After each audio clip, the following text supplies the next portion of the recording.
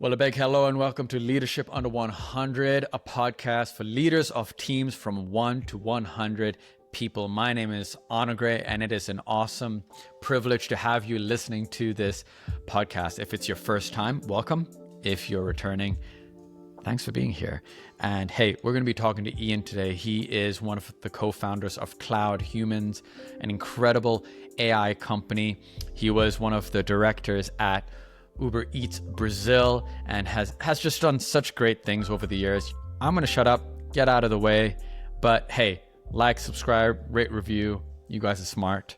Do all those things and let's get the word out to other leaders, because we need this space as leaders of teams under 100 people to learn from one another what to do in this season of our organization. So let's go into the conversation with Ian. Where did this idea of Cloud Humans start? Of course. So basically, just a quick context, right? So we are an AI platform for customer support. From one hand, we have Claudia, which automates more than 65% on average of customers' support for e-commerce and SaaS. And the second is our help desk, which is when the AI can't resolve, the human answers. We haven't been always doing that. We started as a marketplace of labor on demand, so gig workers, for customer support. Therefore, we knew what it took for a person to give it a good experience. To this day, we still solve the same problem at the same value, except not a marketplace with AI. Now, where it all came from, all right, let's leave our jobs and start something. And at Uber, a lot of what Uber did was outsourced. And quickly we learned that anything that you need to grow with people and processes, it has these economies of scale. Quality and cost get worse the more people you have, right? And the second experience is basically what I lived at Loft. So although part of what my team was doing was taking care of customer support, and the closest person to the client, somebody who was spending millions of currency, Trumps or Lulas, whatever is your currency of mind, they basically would only ask questions about why isn't this person being answered fast enough, which is a very operational piece. But man, you'd argue that this person has a lot of insight on the customer. So a lot of the pain was, all right, man, it's hard to be able to have time to do the strategic part because I'm stuck doing the operational. So basically solve the problem. These two things connected. Give me a bit of a timeline of when did you start? What was the size of your team and how has it grown over the years? All right. So we've been entrepreneuring for 5.5 years. So because I wouldn't be here if it wasn't for my co-founders together on the journey. It's very painful, the startup journey. We grew up to about 60 people in the beginning. Did a lot of hiring mistakes, which we learned from we just repeated what we learned, right? Grow fast, hire people, whatever it is, and just throw people at the problem. But that's not necessarily what worked for us. So we had to do a couple of layoffs. It was very hard. Probably the hardest decision that we've done in the company. It was actually this, maybe even harder than making the pivot. And right now we are with 45 people. So we probably went down to maybe 15, and then we grew to 45. From the team that we have, almost half of them, so 20 people, they either started or took a significant different position in the past 6 months. So although it's 45, it's still brand new team, and you need to figure how they maintain the culture and all that. So you went 3 to 60 to 15 to 45. That's right, man. Man, you're keeping your numbers. Yeah, good. What do you wish you would have done differently? I wish a couple of things. I wish we had the mindset of people that we have right now. For instance, a couple of things. One, only hire when you're actually feeling the pain. Don't hire for something that you expect that may be happening, or we're going to grow to X number. Therefore, we need to have an account manager by then. For instance. Second thing is, despite it hurting, don't hire for the sake of rush. Don't bend your own rules and bar to satisfy speed. It's something that whenever we're growing, and we did grow very fast throughout the two big pivots that we've done. From whenever we started, we we reached $1 million in AR in 6 or 7 months. It was insane. Uh, the second one we reached again just before we pivoted. Took us a year and a half, almost 2 years. Um, and the reality is that when you grow so fast, it's painful and you think, okay, man, I don't care. They seem good enough. They would not pass the, if not a hell yes, it's a hell no test. But so that's a mistake we've done.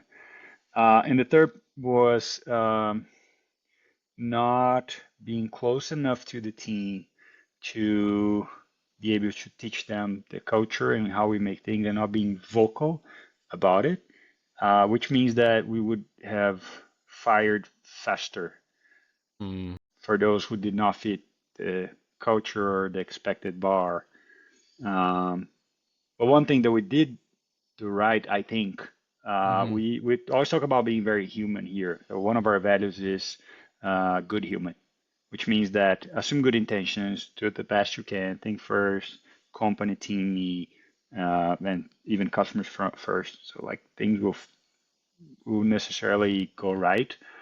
And even on the times that we had to let somebody go, I think we're able to maintain a good relationship with the person and try to be as human as possible, even through the tough times. Like a layoff, it's not fun for anybody. It's not a layoff for the company, for the person made the decision, for the manager that needs to give the notice, and especially for the person who's being fired. Mm. Trying to be human throughout these times is whatever the best we can do when the decisions need to be made.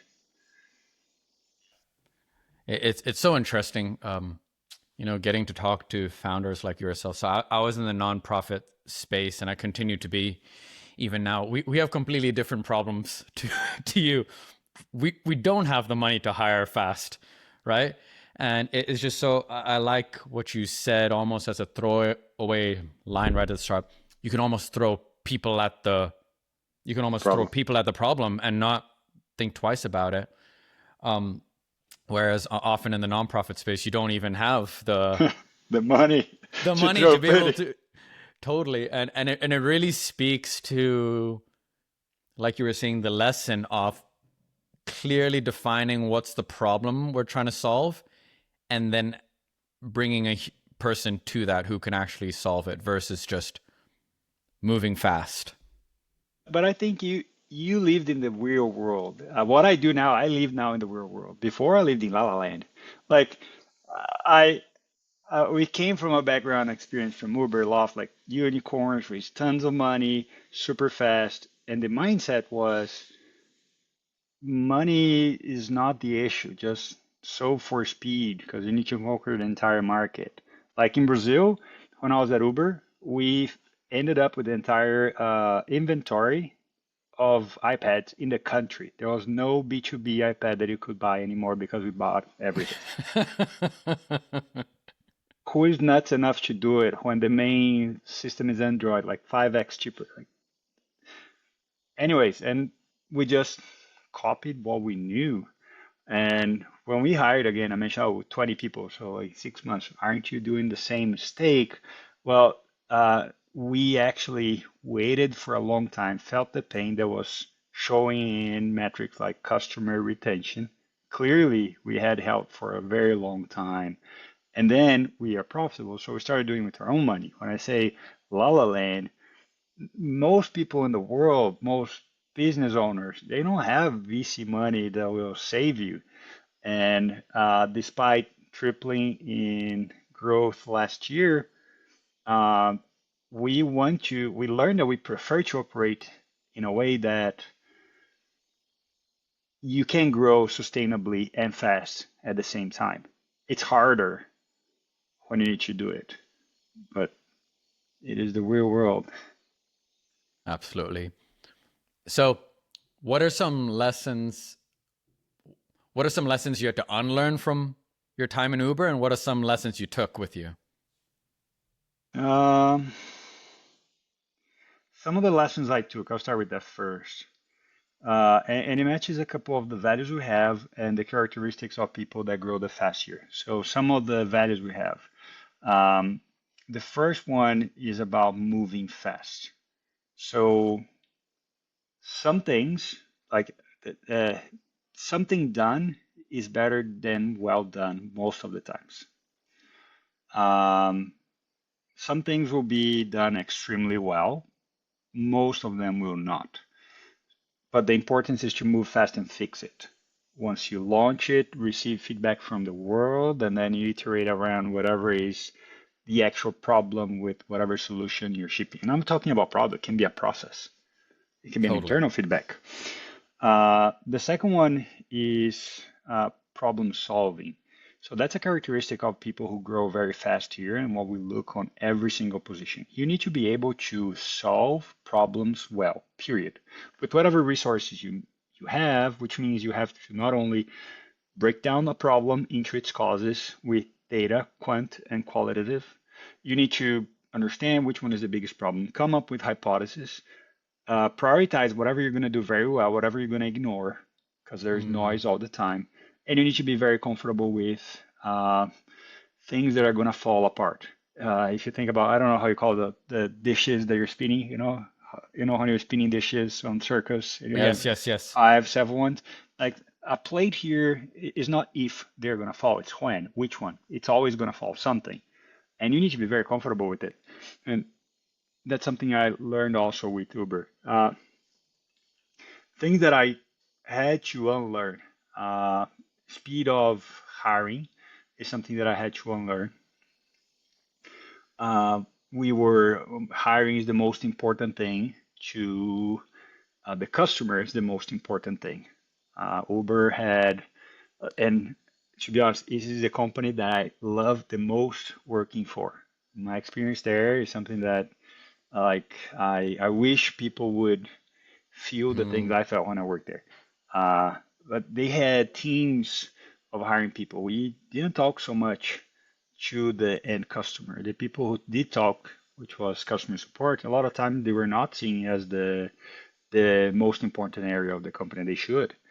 And I had to unlearn that. Um, and the other thing is the relationship with money.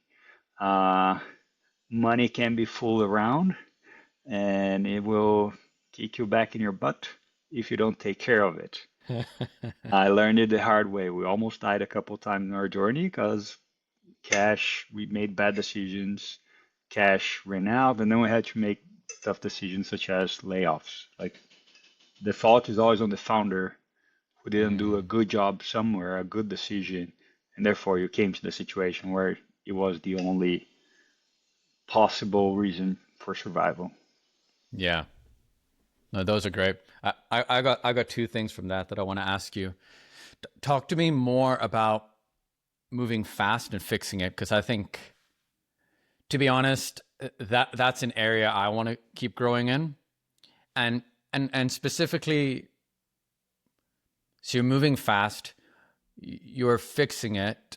It's one thing, I think, if you do internal processes for your employees and your team because they're paid, they're bought in. But it feels different when it's your customers and outward. How do you still keep it a great experience for them? Because that feels much more riskier. So how do you maybe implement a process fast, but then still have the right boundaries around it, or do you just go for it and fix faster? Yeah. Maybe let's start with a small example, more tangible, and then I can expand into a process. So I'm not a dev, not a developer, but with the AI on the stage that it is now, I'm starting to ship code. Did a couple of things in our app, shipped a change, and I made the decision like, all right, I'm gonna change the main logo in our SaaS and I'm gonna take to our website. I was feeling like a genius. Man, it's great. So I'm so smart. And then the first feedback that we received, like, who was the idiot who changed this? I liked it when it moved back to the homepage, right, and start over. Everything does it. Why did it change? And quick enough, or crap, I did something wrong. Let's fix it. And I moved it. Very tangible, very small. Let's go into the next level here. So we launched our biggest launch for a long time, which was a multi-agent system. So our customers can create a micro agent specific for customer status for their order on e-commerce or to do an early check-in for a short stays, for instance. And we knew it was important to let our clients know that we were about to ship it. Therefore, what I did, like I noticed that I'll give you an example of not to do and what to do. So somebody mentioned in a Slack channel, hey, we should do it. What do you think? So yeah, do it. And then 4 or 5 days later, I was in a meeting with four more people, and they were discussing what message to send. And I got frustrated. I was like, guys, why are we in a meeting with 5 people to decide what message to send? Why didn't somebody actually make a decision and do it? Somebody here failed when they did it. You know what? I'm gonna do it. Oh, but we had crafted the message. That's fine. You guys want my? If you ask for my opinion, I'll give it. And this is my opinion now. Therefore, I decided that we were gonna do a webinar 2 days later for all of our clients announcing the feature. Send a message, create a Luma event, and then the feedback that a lot of props and you get happy with it, but you need to listen to the bad ones. And one of our clients mentioned, okay, this is great, but actually left me very anxious. And it's one of our biggest clients. It left me very anxious because, yes, it was a product launch, but I need to control and know what is the actual nitty gritty of things and how I launch it and and for me, it was an immediate feedback. Great. I should have aligned with the account managers to have a meeting right after with this bigger client to roll out with them hand by hand. Right? Something I learned. It's a process, and you create by putting something together. Mm. So I think those are two examples that are close enough to heart, but happy to mention about account management, onboarding, anything. We've always tested, learned, and fixed it. But that's good because it's true. The learning really does happen once you do it because everything you can have principles you operate by, but when those principles, the rubber meets the road, what does it actually look like? And you realize even when you were talking to that client, oh, I should have actually looped them in earlier and had that conversation much earlier. No, Think like that's this. It's a mathematical thing. So every time you make a process, you're making a bunch of assumptions. Let's say that you're making only five, and you're 95 confident on each of these assumptions that you're making. And each of them, it's more effort that you put in. Well, if you make all five, you're only 56% correct. You have 44% of being chance of being wrong. That changes a lot of how you view it, right? So I barely spent any time with the announcement. I just put together, sent a splash message to everybody, created a Luma. I don't know, spent probably 30 minutes. Imagine if I had prepared and spent 8 hours with more people doing it. Yes, it would be much prettier. People mm-hmm. didn't complain about being pretty. Maybe I wouldn't have thought about it. Mm. And then I'll get more frustrated because that's us humans, not everybody, but most of us. Well, the more we spend time on something, the more we get frustrated once we receive feedback on it. Oh, but I spent so much. Are you serious? This small thing? Look at all the time and all the bells and whistles. Yeah, they didn't care about the bells and whistles. Interesting. Interesting. So the advantage of doing it fast, spending less time, there's less attached to it, and so you can actually receive the feedback. Yeah. Not everything is like that. Some things you need to be extremely careful. Yeah. Some things, the details matter. Like whenever, I think it was Apollo 11, Mm. have you ever heard about the O-ring theory? I think it was Apollo 11 or something. The one that, or Apollo first, they were trying to take the man out of the moon, and then the shuttle exploded. And what happened behind it is like a little ring this size. This size. It was tested only on a couple of different temperatures. Whenever they did the launch, the temperature was below or above whatever they had tested. Therefore, it became more flexible and passed through a couple of fuel. And because of the fuel passed, exploded everything. So, like, yes, some things are important. The hard thing is to know what. I don't have the answer for that. You learn by making mistakes You, and you- you create you'd be experience a with very this. rich man if you knew that answer. I was about to ask you.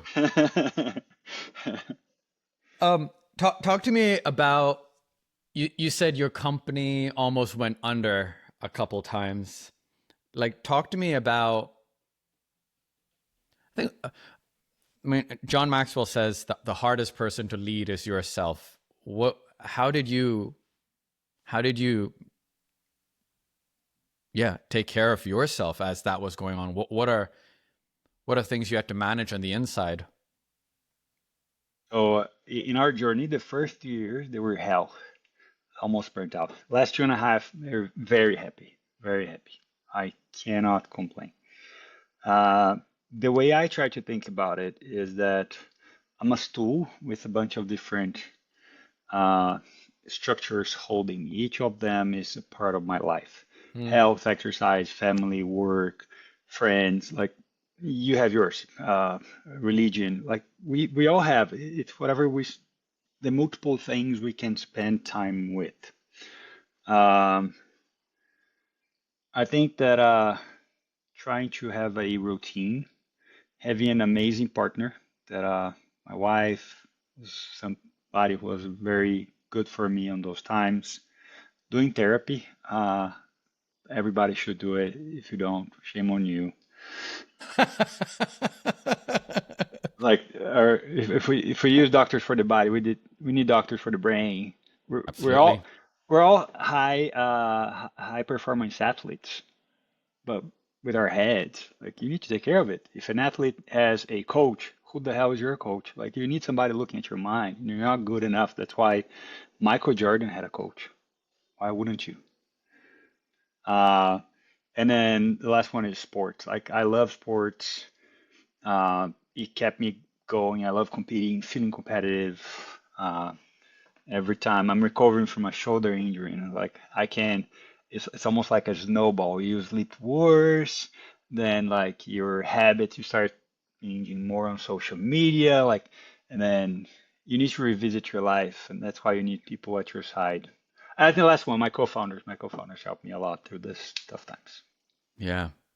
Talk to me more about. I like what you said. Like we're high performance athletes with our mind. It's so true because especially for people who work with their mind, maybe less than their hands.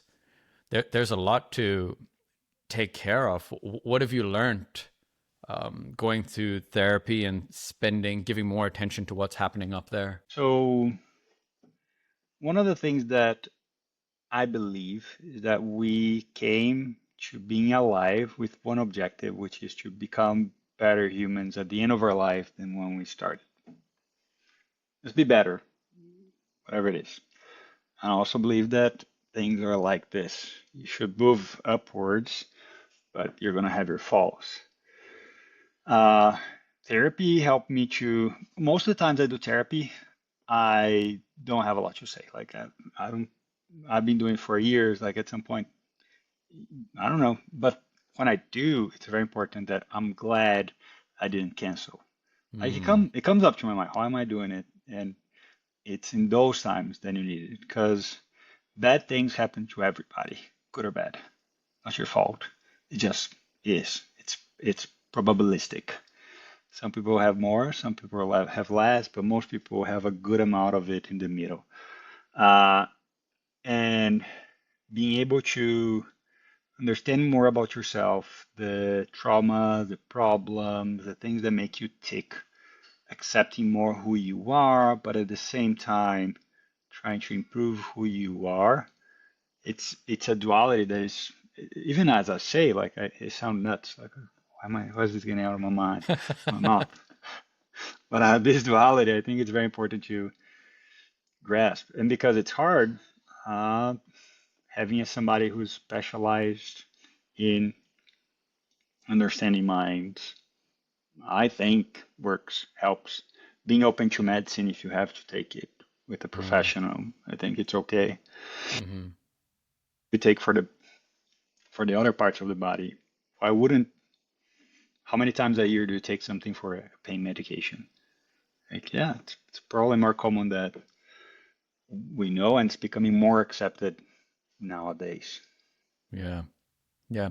It's true because, like you were saying, having someone else who can maybe give you a second assessment of what you're thinking, because it's hard at one point to be objective about your own thoughts and your internal life and your, what you're actually thinking about, and having someone who's trained or who's like you were saying, your co-founders, trusted voices, reputable people. Having those people just makes such a big difference in how we operate. And the truth is, right, as a leader, if we're not healthy and good, we can't take care of our people and make good decisions for our teams. We're pretty useless at that point, if we're not seeing clearly and we're getting caught up in negative thinking or whatever it is. It is true everywhere, even in marriage. Like, if I'm not well with me, why would I be well with my wife, my partner? If both of us are not well together, why do we think we're going to be well with our children, our parents?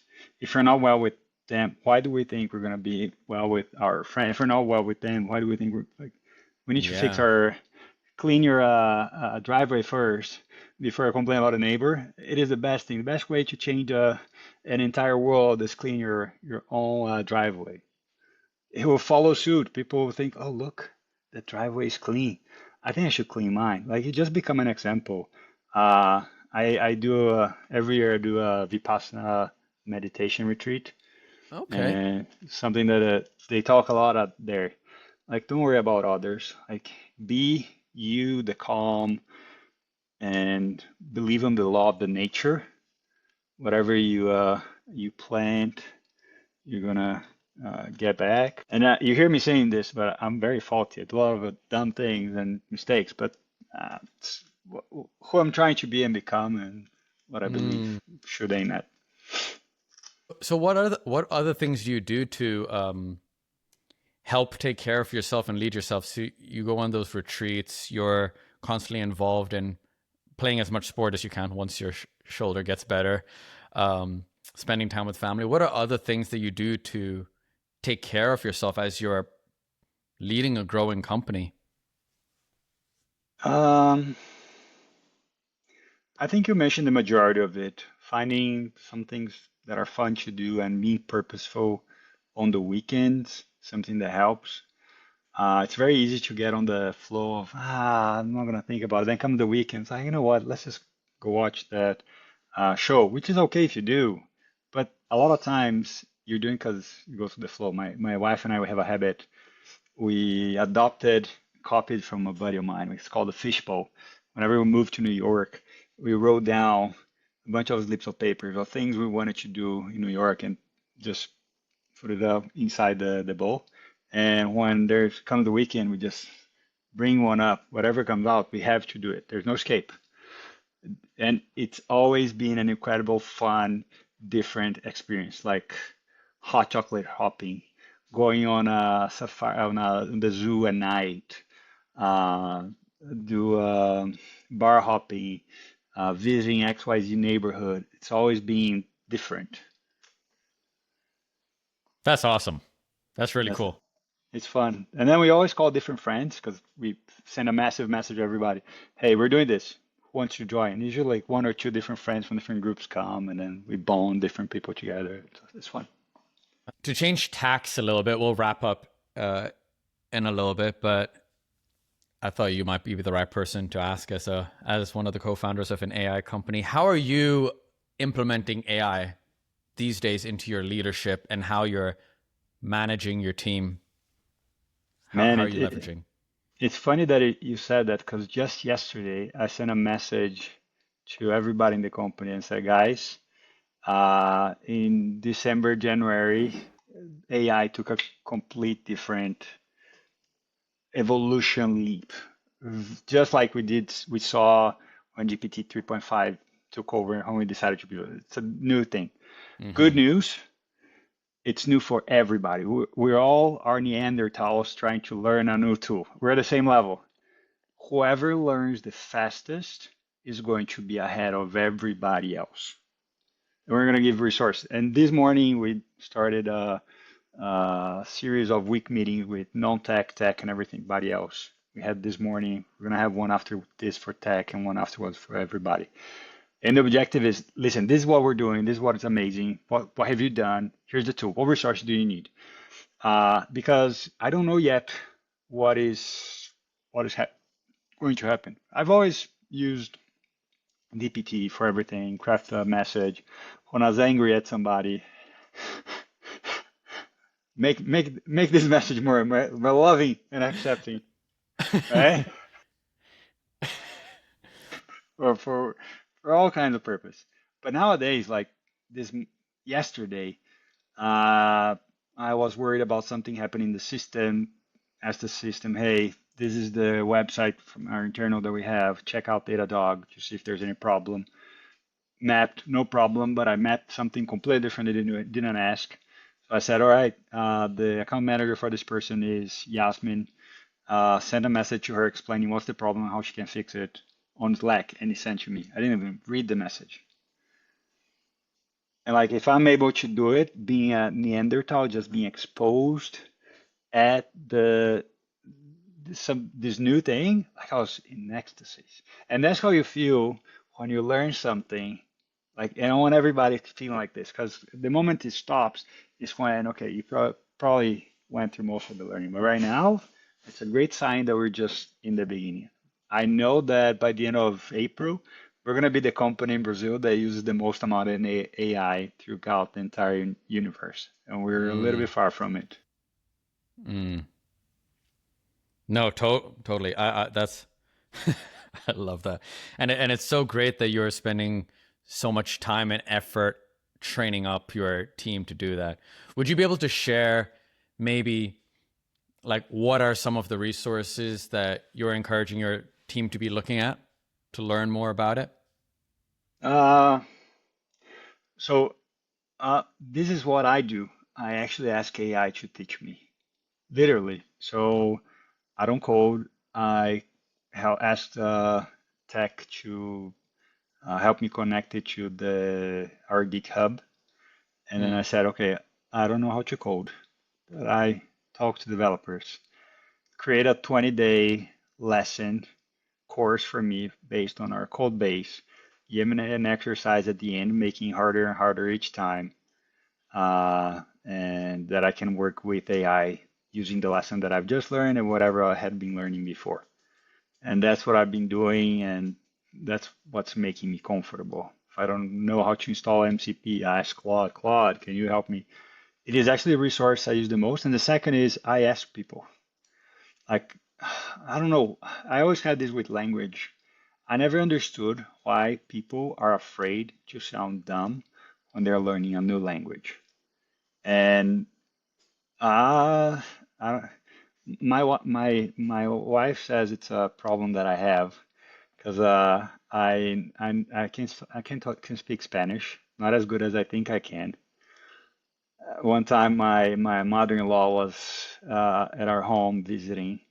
I was selling to a customer or a prospect. They closed, and my mother-in-law turned to my wife, Julia, it's amazing. I didn't know Ian spoke Spanish. She turned to her and said, clearly he doesn't. So uh, it works. People are just embarrassed about looking like fools. You know what? Screw it. Do look like mm, fool. You're better off. Let people laugh. Those who care don't matter. The only person who matters is like what you feel good about yourself, improving, getting better. That's so great. That actually answered the thing I was observing is you've gone through a lot, right? You said the last couple of years have stabilized, but even, moving fast means you're okay looking stupid. You're okay taking risks. You're okay failing. Being able to live through hard times like that and, owning the mistakes, right? You said you grew to 60 employees and then had to backtrack. That's painful. And It it's sucks. humbling. It's totally humbling, right? But at least in your own heart, I did the best I knew with the information I had. And now it's time to move on. And you can't just wallow. And then also, I think myself included, even as a leader, then you've made a mistake, but you're not man enough to face it. And you don't fire or you don't move on or make a different decision because you're so scared at that point. But actually being comfortable with looking dumb and looking stupid, that's such a skill I think that needs to be learned for every leader, right? And to be honest, I think as we age, I feel myself, I try to, like, between my wife and I, like I'm usually the one that is less scared of stuff. And I notice there are things that we as a couple are scared now that weren't from 5 years ago. And on our company, the average age is probably like 24, 26. People are fairly young.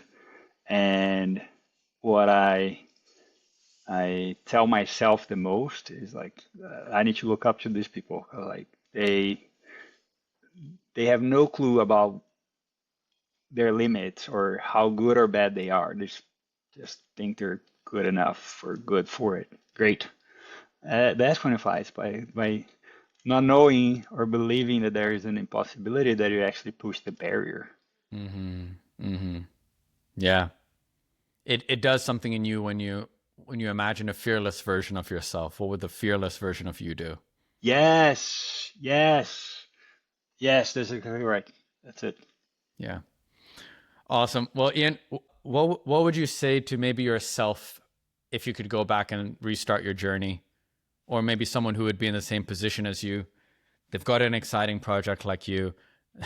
They have the funds. They have all what they need. What would you tell them as they're starting? I think that reality check, it's going to be very painful, but when you look back, you won't have been as painful as you felt at that exact moment. Yeah. It's never as painful as we imagine it to be. Once you get through Never. it, it's true. We're gonna be okay. In the end, we're all okay. It's fine. We're alive. We're breathing. It's all like we can still keep going forward. Yeah. That's so good. That was really great. Thank you, Ian, so much for your time. Really enjoyed getting to talk to you, and you gave me a lot to think about, and I massively appreciate like you opening your time and allowing me to bug you with some questions and learn from you. Nah, So thank man, you. it's a pleasure. I love your question making. You get very empathetic with people. Your interviews are great. Thanks for the opportunity of being here. Yes, of course. All right, thanks so much. Well, I hope you enjoyed that conversation with Ian. I thought it was brilliant and I got a lot out of it. Hey, Spotify has a new comment feature section and so does YouTube. Why don't you put what you learned from this episode below? I'd love to read it and interact and learn from you guys as well. But rate, review, subscribe. Let's let people know about this resource, and I'll see you next time.